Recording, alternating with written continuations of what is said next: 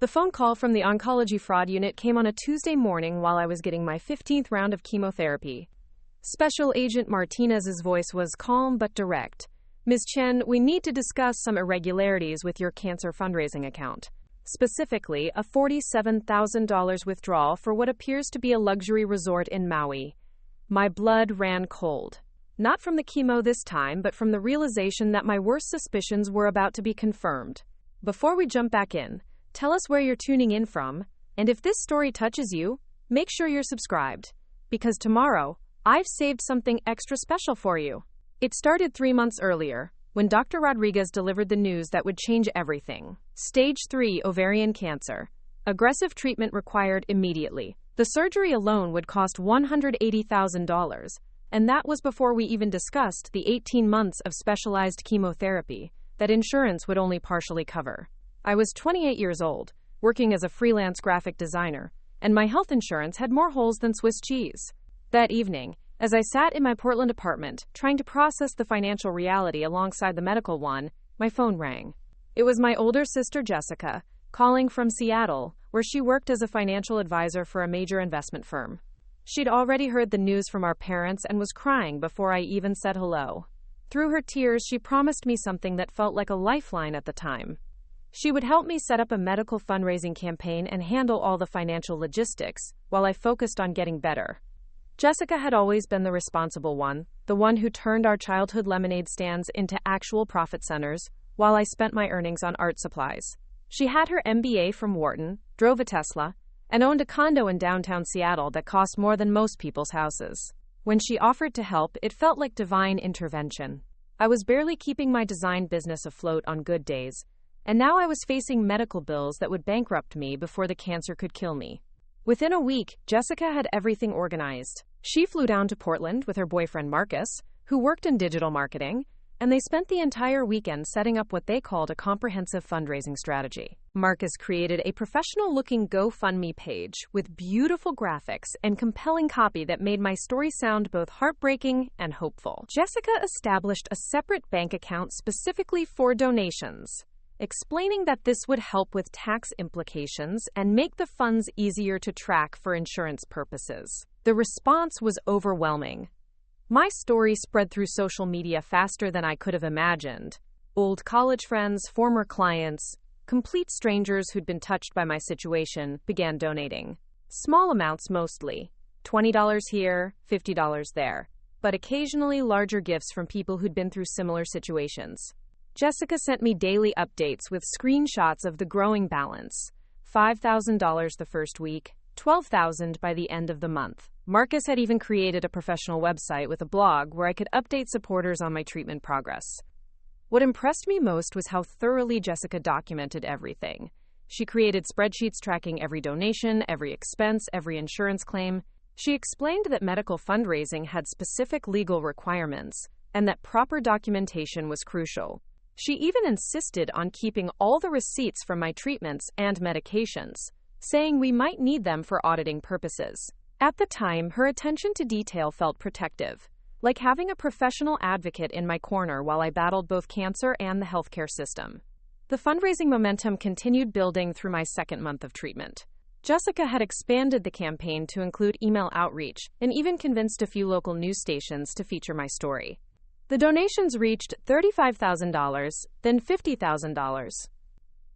For the first time since my diagnosis, I felt like I might actually be able to afford the treatment I needed without destroying my financial future. Jessica handled all the administrative work, paying medical bills directly from the fund and sending me detailed reports of every transaction. During this time, Marcus proved invaluable as well. He managed all the social media aspects of the campaign, responding to comments and messages from supporters, creating regular video updates when I was too sick from chemo to appear on camera myself. He had a natural talent for storytelling and somehow made my medical journey feel inspiring rather than just tragic. The online community that formed around my campaign became a source of emotional support that I hadn't expected but desperately needed. By the end of my second month of treatment, the fund had reached nearly $75,000. Jessica was ecstatic, telling me we'd exceeded all expectations and that I could actually afford some of the experimental treatments that insurance wouldn't cover.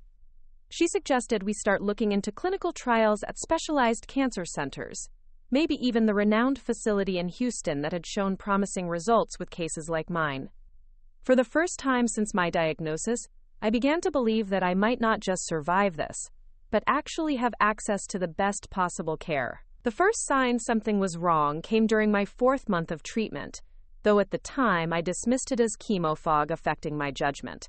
I'd called Jessica to discuss scheduling my next round of experimental therapy, only to have her respond with unusual hesitation. She mentioned some temporary cash flow issues with the account, something about pending transfers and bank processing delays. The conversation felt stilted, professional in a way that seemed odd given we were sisters.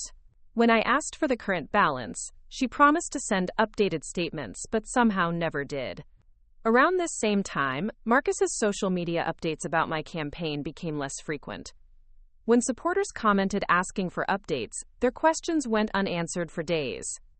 I was too exhausted from treatment to manage the online presence myself, and when I mentioned the communication gaps to Jessica, she assured me that Marcus was just busy with his regular work projects. She'd handle the supporters personally, she said, though I noticed fewer and fewer people were engaging with the campaign posts. The cancer center in Houston that Jessica had been so excited about suddenly became unavailable. When I called them directly, the admissions coordinator seemed confused, telling me they had no record of any inquiry about my case. Jessica explained that she'd been dealing with a different department, that there had been miscommunications, that we should focus on my current treatment protocol instead of chasing experimental options. Her reasoning made sense through the haze of constant nausea and fatigue, so I stopped pushing. My energy levels were at their lowest point, the cumulative effect of months of chemotherapy leaving me bedridden most days. Simple tasks like grocery shopping or doing laundry became impossible, and I found myself increasingly dependent on others for basic needs.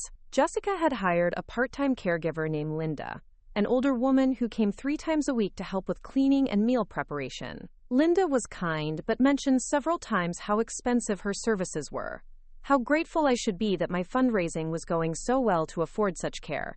During one of Linda's visits, she made an offhand comment that stuck with me. She mentioned how nice it must be to have family who could take breaks from such stressful caregiving, referencing something about Jessica's recent vacation photos on Facebook. I didn't have the energy to check social media myself, but something about Linda's tone seemed significant, in a way I couldn't quite grasp through the treatment fog. The second red flag appeared when my oncologist's billing department called about overdue payments. According to their records, several recent treatments hadn't been covered by the fundraising account as expected. When I contacted Jessica about it, she seemed flustered, mentioning some banking errors and promising to resolve everything immediately. She wired money to cover the outstanding bills that same day, but her explanation felt rehearsed, like she'd been preparing for this conversation. I started asking more questions about the fund's status, requesting detailed statements, and asking to be included in communications with major donors who'd been so generous. Jessica became defensive, reminding me that financial stress was the last thing I needed while fighting cancer, that her job was to handle these burdens so I could focus on recovery. She was right, of course, but something felt different about her responses. The warmth that had characterized our relationship throughout my treatment was being replaced by a cooler, more business-like tone. The breaking point came when I received a call from my insurance company about coordination of benefits. They'd been contacted by someone claiming to represent my fundraising campaign, asking detailed questions about coverage limits and out-of-network treatment costs. The insurance representative seemed surprised when I told them I hadn't authorized anyone to make such inquiries. They mentioned that whoever called had seemed particularly interested in understanding exactly how much money I would need for treatment versus how much had been raised. My suspicions crystallized into certainty during what should have been a routine conversation with Jessica about upcoming treatment costs. I asked her directly for the current account balance, and instead of providing numbers, she launched into a complex explanation about investment strategies and liquid versus non-liquid assets. As someone who'd always been direct with financial information, this evasiveness was completely out of character. When I pressed for specific dollar amounts, she became irritated, suggesting that my treatment was affecting my ability to understand financial planning. That night, despite the exhaustion that usually kept me bedridden, I forced myself to check the campaign's social media presence. What I found made my blood run cold. The last update was from 6 weeks ago, and buried in the comments were dozens of concerned messages from supporters asking why their recent donations weren't being acknowledged. People who'd sent money for specific treatment needs were wondering why they hadn't received the thank you messages that had been standard practice throughout the campaign. I spent the next morning, between waves of nausea, trying to piece together everything I could remember about the fund's management. The meticulous documentation Jessica had promised to maintain had never been shared with me in detail. The separate bank account she'd established was in her name as the account administrator, with me listed as the beneficiary. At the time, this had seemed like smart legal structuring, but now I realized it meant I had no direct access to information about my own fundraising campaign. The final piece of evidence came from an unexpected source. Linda, my caregiver, mentioned during one of her visits that she'd seen Jessica and Marcus at the Portland airport the previous month, looking excited about some trip they were taking. According to Linda, they'd been discussing resort activities and seemed particularly happy about upgrading their accommodations. The timing coincided exactly with when Jessica had mentioned the temporary cash flow issues with my account. When I confronted Jessica about this during our next phone call, her response confirmed my worst fears. Instead of denial or explanation, she became angry, accusing me of being paranoid and ungrateful. She insisted that she and Marcus deserved some relief from the stress of managing my situation, that they'd been working around the clock on my behalf and needed a break. The fact that she didn't deny taking money from the fund, but rather justified it, told me everything I needed to know. That's when I made the call that would change everything. Not to Jessica, not to Marcus, but to the fraud hotline I'd found on the National Cancer Institute's website. Within hours, I was connected with Special Agent Martinez from the Oncology Fraud Unit, a division I'd never known existed, but was apparently well-versed in exactly this type of betrayal. Special Agent Martinez moved faster than I'd expected. Within 24 hours of my initial call, she'd obtained preliminary banking records that painted a devastating picture. The separate account Jessica had established in my name showed systematic withdrawals that coincided perfectly with luxury purchases having nothing to do with medical expenses. A $12,000 withdrawal the day before Jessica and Marcus flew to Maui. Another $8,500 the same week, Marcus posted Instagram photos from a 5-star resort in Cabo. Smaller amounts that corresponded to designer shopping sprees, expensive dinners, and spa treatments. The forensic accounting team that Agent Martinez brought in discovered an even more sophisticated scheme than simple theft. Jessica had been manipulating the campaign in multiple ways, not just stealing existing donations, but actively inflating the reported totals to encourage more giving. The website Marcus created showed a fundraising goal of $150,000, with a current total of nearly $90,000. But the actual donations received totaled only $63,000. The difference represented money they'd already spent while maintaining the fiction that the campaign was thriving. What made the fraud particularly calculated was how they'd used my genuine medical updates to create urgency around fake financial needs. When I'd mentioned that insurance might not cover a particular scan, Jessica would immediately post about needing $3,000 for essential diagnostic work. Generous supporters would respond quickly, but instead of paying for my medical care, the money would disappear into what the investigators called a parallel spending pattern that matched Jessica and Marcus's vacation schedules. The investigation expanded when Agent Martinez discovered that my case wasn't isolated. Jessica had apparently done this before, though never to family members. Preparing and narrating this story took us a lot of time, so if you are enjoying it, subscribe to our channel. It means a lot to us. Now back to the story. Her investment firm was already under scrutiny for client account irregularities, and my situation provided federal investigators with additional evidence of a pattern of financial exploitation. Marcus's digital marketing company had also been used to create fraudulent campaigns for other vulnerable clients, using his professional skills to build convincing fundraising platforms for people who had no idea their stories were being monetized. The evidence collection process was thorough and humiliating. Federal agents interviewed Linda, my caregiver, who reluctantly admitted that Jessica had instructed her to report back on my energy levels and mental clarity. They'd been monitoring my condition not out of concern, but to gauge how closely I was likely to scrutinize the financial management. During my worst treatment weeks, when I was barely conscious, they'd made their largest withdrawals. Bank surveillance footage showed Jessica and Marcus at luxury retailers using prepaid cards funded by transfers from my medical account. Hotel records documented their stays at resorts costing more per night than most of my supporters donated in total. The most damning evidence came from Marcus's own social media presence, where he documented their lavish lifestyle without realizing how thoroughly it contradicted the narrative of sacrifice they'd been selling to my campaign supporters. The arrest happened during my final scheduled chemotherapy session. I was sitting in the treatment center, poison dripping into my veins for what I hoped would be the last time, when Agent Martinez called to tell me they'd taken Jessica into custody at her Seattle office. Marcus was arrested simultaneously at his apartment, where investigators found detailed records of the fake campaigns he'd been managing. The timing felt symbolic somehow, my treatment ending just as justice finally began. The legal proceedings moved quickly once confronted with overwhelming evidence. Jessica's defense attorney tried to argue that she'd intended to repay the money, that the stress of managing my care had led to poor judgment rather than criminal intent. The prosecution countered with evidence showing deliberate deception, sophisticated money laundering, and exploitation of vulnerable cancer patients across multiple cases. The judge seemed particularly affected by victim impact statements from supporters who'd scraped together modest donations, believing they were helping save my life.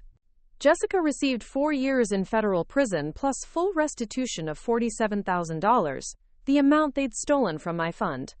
Marcus got 3 years and was ordered to pay an additional $15,000 in damages related to the technical infrastructure used to perpetrate the fraud. Both were required to surrender all assets purchased with stolen funds, including jewelry, electronics, and even frequent flyer miles earned from their fraudulent vacations. The recovery process involved more than just financial restitution. Agent Martinez connected me with a victims' rights organization that specialized in medical fraud cases. Through them, I learned that my experience was unfortunately common, that family members and close friends often exploited cancer patients, specifically because the victims were too sick to monitor financial activities closely. The organization helped me rebuild not just my finances, but my ability to trust others during vulnerable periods.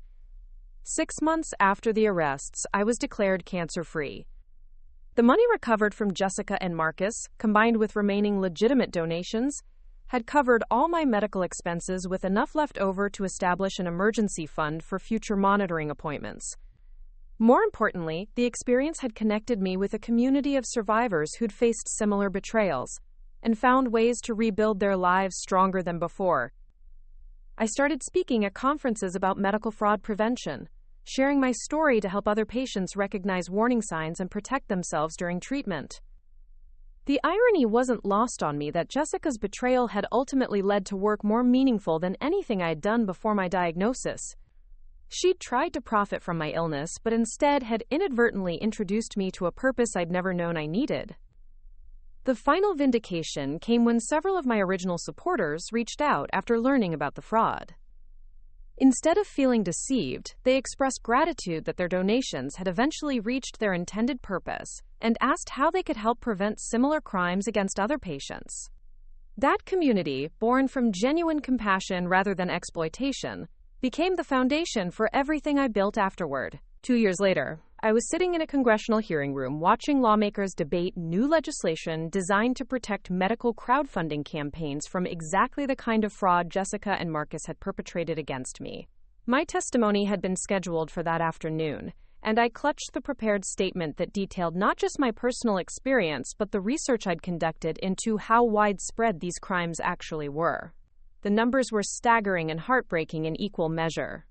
The advocacy work that had grown from my experience had evolved into something much larger than I'd ever anticipated. What started as speaking at small support group meetings had expanded into consulting with federal agencies, training bank investigators, and working with technology companies to build better safeguards into fundraising platforms. The nonprofit organization I'd founded, called Verified Hope, had helped recover over $3 million stolen from cancer patients across 12 states. Working these cases meant confronting the reality that my situation had been far from unique. I'd met survivors who'd lost their homes because trusted relatives had diverted their fundraising money to gambling debts. Others who'd discovered that their closest friends had used medical campaigns to fund elaborate weddings or luxury cars. The methods varied, but the exploitation pattern remained consistent. Predators targeting people at their most vulnerable moments, when illness made careful oversight impossible. The most difficult case I'd worked involved a mother of 3 whose brother had stolen $85,000 raised for her children's college funds while she underwent brain surgery. Unlike my situation, her family had rallied around the brother's denials, choosing to believe his claims that she was confused from medication, rather than accepting that he'd betrayed her trust.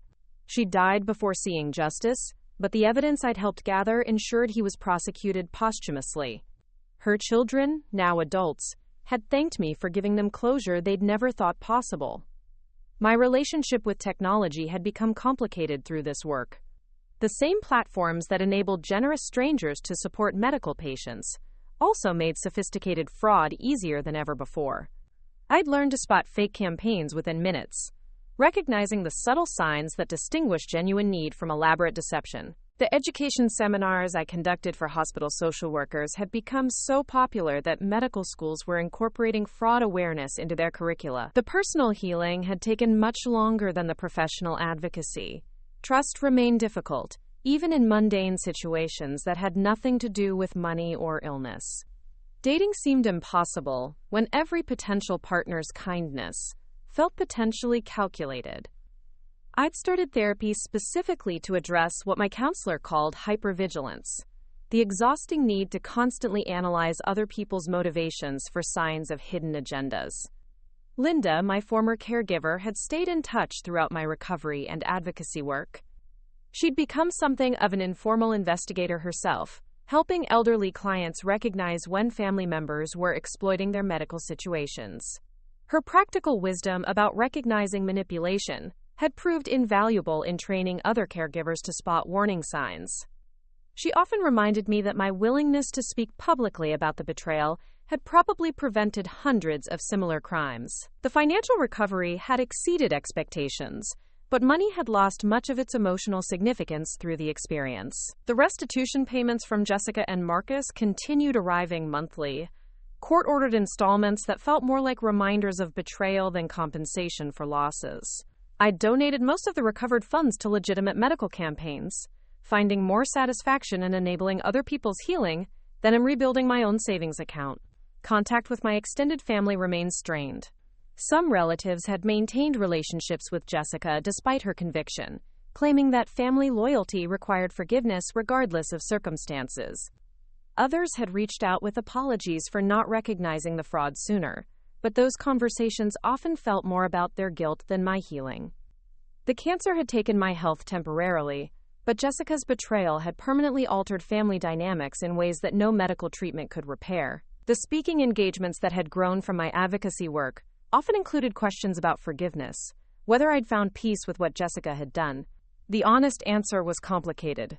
Anger had evolved into something more like profound disappointment, not just in her actions, but in how illness had revealed character flaws in people I'd trusted completely. Forgiveness felt less relevant than understanding, accepting that some betrayals fundamentally change relationships in ways that can't be undone. My cancer remained in remission, monitored through quarterly appointments that had become routine rather than terrifying. The oncology team that had treated me during the crisis had followed my advocacy work with interest, incorporating fraud awareness into their patient education materials. Dr. Rodriguez often told new patients my story as an example of why financial oversight remained important even when family members offered help with medical fundraising. The congressional testimony I was about to deliver represented the culmination of years spent transforming personal trauma into systemic change. The proposed legislation would require identity verification for fundraising administrators, mandate clearer financial reporting, and establish federal penalties specifically for medical crowdfunding fraud. If passed, it would be called the Medical Fundraising Protection Act, though I privately thought of it as Jessica's Law, a permanent reminder that even the worst betrayals could ultimately serve purposes their perpetrators never intended. 5 years have passed since that phone call from Agent Martinez changed everything. Today, I'm writing this from my new office in Washington, D.C., where Verified Hope has grown into a nationally recognized organization with a staff of 12 full-time investigators and victim advocates. The walls are covered with thank you letters from families we've helped, each one representing a story of betrayal transformed into justice and healing. This morning's mail brought news that Jessica was being released early for good behavior. The notification, required by law for victims, arrived with victim services contact information and resources for managing anxiety around an offender's release. I felt surprisingly little emotion reading it, perhaps because the woman who had stolen from me during chemotherapy seemed like a different person's sister from a different lifetime. The work I'd built from her betrayal had become more meaningful than the relationship she'd destroyed. The Medical Fundraising Protection Act had passed 18 months ago, incorporating most of the recommendations from my congressional testimony. Since its implementation, reported cases of medical crowdfunding fraud had decreased by 63%, according to FBI statistics. Platform companies had embraced the new verification requirements, discovering that increased security actually encouraged more donations from supporters who felt confident their money would reach intended recipients. Marcus had been released 6 months earlier and had attempted to contact me through social media, sending a long message about rehabilitation and making amends. I'd forwarded the communication to my attorney without reading it completely, having learned that closure came from moving forward rather than revisiting past damage. Some conversations weren't worth having, especially with people who'd proven their willingness to exploit vulnerability for personal gain. The personal growth that emerged from professional advocacy had been unexpected, but profound. Teaching others to recognize manipulation had required examining my own patterns of trust and boundary setting. Therapy had evolved from trauma recovery into ongoing personal development, helping me understand how my pre-cancer tendency to please others had made Jessica's exploitation easier to accomplish and harder to detect. My dating life had eventually recovered, though it looked different than before my diagnosis. The relationship I'd built with David, a fellow advocate I'd met at a medical fraud conference, was based on shared values around protecting vulnerable populations, rather than convenience or attraction alone. He understood why I needed detailed documentation of financial decisions, and never interpreted my caution as lack of trust in him personally. The graphic design business I'd abandoned during treatment had never resumed, but the skills had translated perfectly into creating educational materials for fraud prevention. The campaigns I designed now sought to protect rather than exploit, using visual storytelling to help medical patients recognize warning signs and maintain oversight of their financial support systems. The work felt like using my talents for their intended purpose, after years of aimless commercial projects. Last month, I'd received an unexpected email from a woman in Phoenix whose story mirrored mine almost exactly. Her nephew had stolen $34,000 from her lymphoma fundraising campaign, spending it on cryptocurrency investments and vacation rentals. She'd found my contact information through the Verified Hope website and was asking for guidance on navigating the investigation process. Helping her connect with appropriate federal agents reminded me why this work mattered more than any personal grievances I might still carry. The cancer itself remained a monthly consideration rather than a daily fear. Regular monitoring appointments had become routine medical maintenance, like dental cleanings or eye exams, necessary but no longer emotionally charged. The experience had taught me that surviving illness meant more than achieving medical remission. It required rebuilding trust in my own judgment and learning to distinguish between reasonable caution and paralyzing fear. Sometimes people asked whether I regretted the path that led from cancer patient to fraud victim to national advocate. The question always seemed to miss the point. Regret implied choice, and nothing about cancer or betrayal had been chosen.